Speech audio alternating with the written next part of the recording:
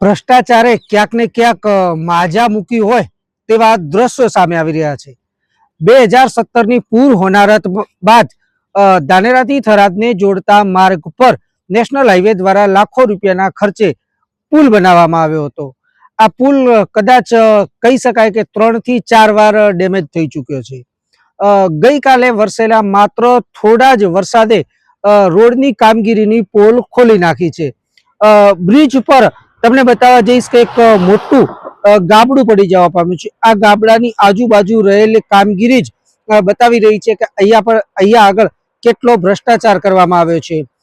મોડી રાત્રે આ પડેલા ગાબડાને લઈ અહીંથી ચાલતા વાહન ચાલકોમાં પણ ક્યાંક ને ક્યાંક ભયનો માહોલ જોવા મળી રહ્યો છે। ત્યારે સ્થાનિક લોકો દ્વારા વહીવટી તંત્રને જાણ કરતા વહીવટી તંત્રએ આ ખાડામાં કોઈ લોકો ન પડે તે માટેની વ્યવસ્થા કરી હતી, પરંતુ નેશનલ હાઈવે ઓથોરિટી વિભાગના અધિકારીઓ ક્યારે જાગશે અને ક્યારે આનું સમારકામ કરશે કે પછી ધાનેરામાં કોઈ મોટી હોનારત સર્જાય તેની રાહ જોશે।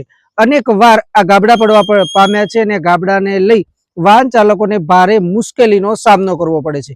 ત્યારે હવે જોવાનું એ રહે છે કે વહીવટી તંત્ર જાગીને આ ગાબડાનું સમારકામ કરે છે કે પછી કોઈ મોટી હોનારતની રાહ જોવે છે, તે તો સમય જ બતાવશે।